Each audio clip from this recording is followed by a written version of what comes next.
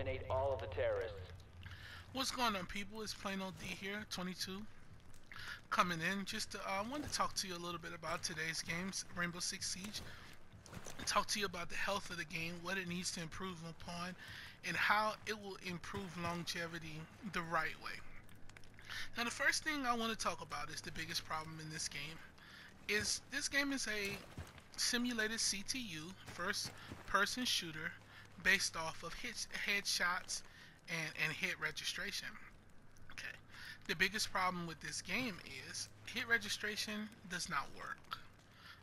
Bullet disparity, meaning drop-off damage and inconsistency with shooting, is a big issue as well in this game. So, for those of you who don't know the difference between those two, hit registration is simply, let's say I'm aimed in, and I go to headshot an opponent, and I can clearly see blood come out of their head or blood come out of their body, and then when I look at the kill cam, they are at 100% health. And it's like, how in the world is that possible? Okay, bullet disparity and bullet damage drop off has the ability to deal with whether I am approximately 10 meters out or I am 20 something, 15 meters out. When I shoot an opponent in the chest or I shoot him in the head, the bullet registers, but it does not do the accurate damage that it should do. We see a lot of this inconsistency with shotguns based primarily, and I want to talk to you about why that is the case. When you have a shotgun, the further you are out, as you can see my crosshairs, they expand as I'm moving. Now when I stop, they get still, but as I expand, as I go further out, they expand. And that's not a problem, because with a shotgun, the further you are away from your apparent target, the bigger your crosshair should be, the wider your spread should be with a shotgun, because shotguns are close range damage weapons. However, this is the problem. I can be approximately 11 meters out and hit someone with the shotgun and down them, and then be approximately 5 meters out and do 25 damage. Now, how does that happen? That happens because the spread never changes. It stays the same. And when you're with a shotgun, your spread should not stay the same. Your crosshair should get smaller the closer you get. So, that's the first thing that Ubisoft really needs to dedicate its time to. Not alpha packs, not operator buffs and nerfs, or which would map improvement. The very first thing they need to address, and they need to address this issue, is hit detection and bullet disparity. Now, most people say, well, they're going to do that. That's why they're changing the servers and this, that, and other. Let me explain to you how servers work. Servers only affect gameplay ability, meaning your ability to run around, your ability to aim in, your ability to switch weapons, to deploy gadgets, and the overall surroundings that you see. What you don't see is how this gun fires the bullet. You see the bullet come out of the chamber, but you don't see what's recognizing that it's a bullet that's coming out of the chamber. It's not in a server problem. It's a coding problem. So coding is when I tap whatever it is on PlayStation or on PC. I tap whatever it is to shoot, and then it fires a bullet. And when it registers correctly, that has to deal with coding, not servers. So Rainbow Six needs to fix its coding. Its server is not the issue when it comes to that. Now, so the first issue that they need to attack is this hit registration and bullet disparity. That is where their priorities should be first. The second thing I want to talk to you about is server issues, which deal with map sounding and being able to hear accurately, such as this fire. Let's just talk about this campfire for a second. I'm up on this campfire, and you're listening with good quality headphones. It sounds amazing. It sounds like I'm really sitting here telling a story to friends or whatever it may be up here in the snow, just relaxing.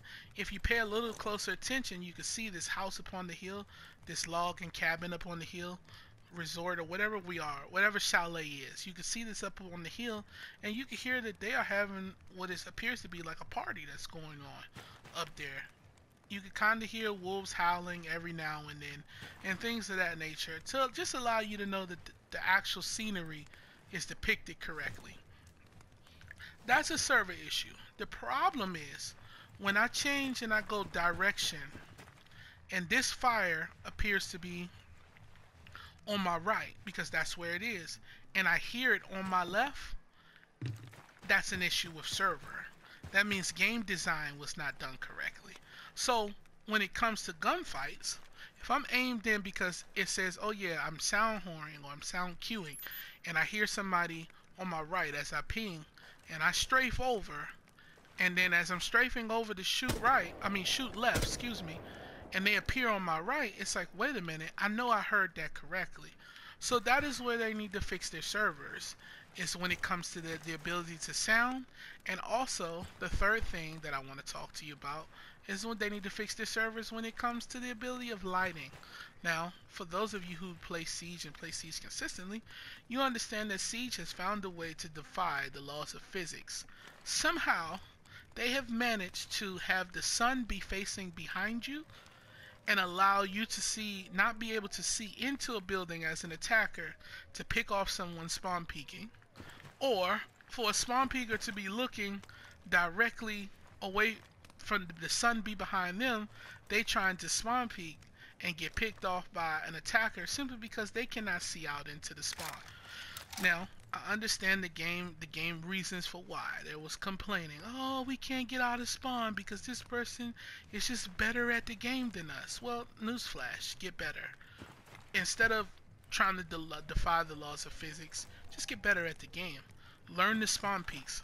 Learn where they're going to peek you from, drone it out, be a successful Siege player, and you can make it out of spawns. I could tell you, just as a player who played this game from the release date to now, when spawn peeking first came out, there would be times where defenders would be running around outside and wouldn't even be detected, and you'd be like, how are they out here shooting me? And they're not detected because they had a 5-second detection thing. Now Ubisoft has took it down to 2 seconds, which is a good thing because it allows you to react faster and it allows them to react faster, meaning that if they don't have the right land the right shots, boom, they're dead, just like that. But you should do less complaining about their ability to spawn peek or spawn killing and learn how to counter it. That's a part of the game and it's not going anywhere ever. So just learn how to counter it and stop complaining about that. So there's the first three things that we just talked about. We talked about bullet disparity, and we also talked about hit registration. Then we talked about their abilities between lighting and lighting, which deals with servers, lighting and sound, which deals with server, and game coding also as well. The fourth thing that we want to talk about is game balancing. I do not believe that it is fair, and this is just me speaking, honestly, that a 2-speed on defense should not have the ability to have ACOG, when a 2-speed on offense has the ability to have ACOG. It'd be one thing if they were balancing the game. Well, this operator can't have ACOG because of this, that, and the other. By giving everybody the ability to have ACOG allows the game to not only flow a lot more smoothly, but it allows people to pick which sites really, really work best for them. There are some people who play this game who really, really suck without ACOG.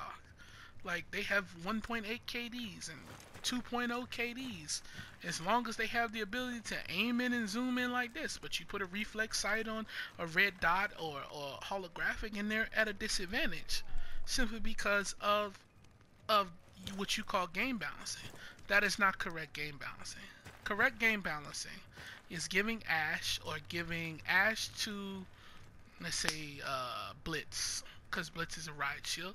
Ash to Blitz the ability to pick whatever secondary gadget. Secondary gadget is this one, not your primary gadget, but your secondary gadget. Allowing them to pick whatever secondary gadget that they want to choose, from flashbangs to smoke grenades to frag grenades to claymores to breach charges on offense. And on defense, the same thing, from C4 to impact grenades to deployable shields to barbed wire. And having it equally dispersed, not allowing Bandit to have 3 allow all of the attackers, I mean defenders, to have three barbed wire. And the reason why I say this is for one reason, and one reason only. It takes that three roamer, that three armor that doesn't want to sit in objective and likes to roam. It gives them the ability to now believe that, hey, I can anchor down the room because I don't have to worry about just sitting behind a deployable shield, them throwing flashbangs on me, and oops, I'm dead. If I have the ability to hold a C4, it makes Jaeger harder to kill. If Jaeger now has the ability to have impact grenades and can escape from multiple gunfires as people are trying to track them down, it makes for a faster, competitive paced game if you balance it correctly. And by doing that, it will balance the game correctly. The same thing with an attacker. I mean, let's just take Ash for an example. Ash has had the ability of smokes, which is deception. It allows her to move between the smokes and get away, right? Ash has had the ability of flashbangs, which is, I believe, in a sense, very, very overpowered in disparity to other operators because of how aggressive she is when she pushes. It allows you to attack a room and get through it. But imagine a person who loves to play Ash, but just isn't as aggressive as most Ash mains are, or Ash players are. And you give them the ability to have a Claymore that allows them to push a room but not have to worry about the flank too much until they hear that Claymore be shot down, or it takes out a defender that's trying to approach them from the back. Ashbrook has a different dynamic and now can play a different role in the game. You want your players to be able to play multiple roles in the game. Glass, let's just talk about Glass. Glass has a thermal scope, right? Say he's sitting outside of a room. He downs somebody with his rifle. Can't necessarily get to finish him off because there's somebody holding off that angle. But you give Glass the ability to have impacts. Not impacts, but frag grenades. Thus, the person that he's shooting now is dead. It allows the game to go by faster. It allows the game to be more efficient and more effective. Now, some people are looking at it saying, man, you just want everybody to be overpowered. And it's like, no, I don't want everybody to be overpowered.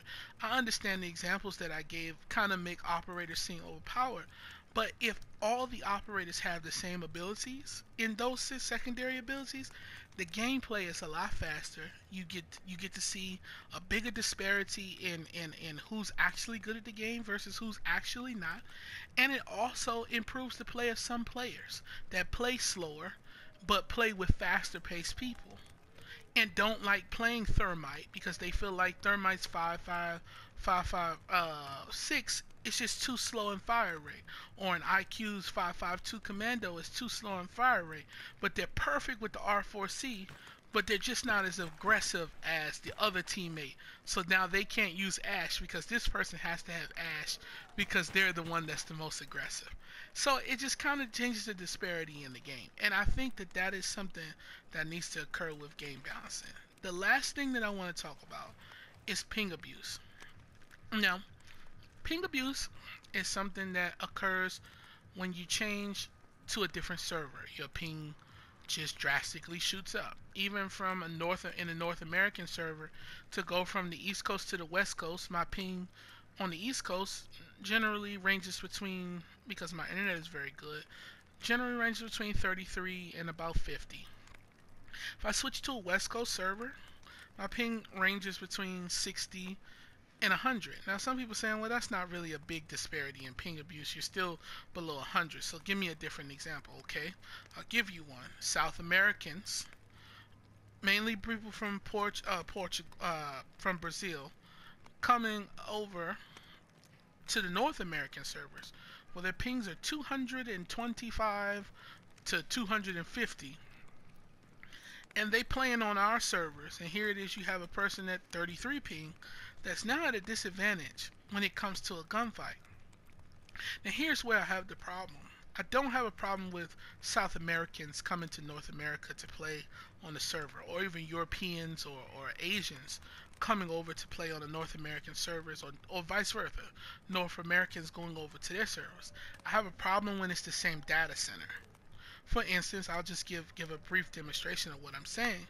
I have experienced playing on the Asian servers. Okay, I played on the Asian servers. Now there are multiple Asian servers. There is a one that's like closer to like where Australia is, and there's one that's like Southeast Asia, and then there's like Central Asia with Japan, and West Asia with Japan, and all of that is right. Depending on which one you play on, determines how high your ping is, right? So I could just imagine a person playing from Australia playing on just the regular Japan server having a huge ping advantage of 160 to 170 in comparison to one that has maybe between 40 and 100. It's a big disparity in ping. And here's where the problem is: they're going for diamond on the same data center. It's no different. So it's the same thing when Brazilian players or South American players play on North American servers. Because we're on the same data center, there is no difference in their accomplishments. So why play on your server when I can exploit the game, play on a different server that is on the same central data center and accomplish the same goal? It makes for the gaming experience for the newcomer and even the player who prides himself on being very, very good at the game to have very, very good competitive matches simply because people choose to ping abuse. Now, like I said before, I don't have a problem with Europeans coming over to the North American server or even South Americans coming over to the North American servers, but it should be them accomplishing a different set of diamond versus the diamond on their server. We shouldn't be on the same data center.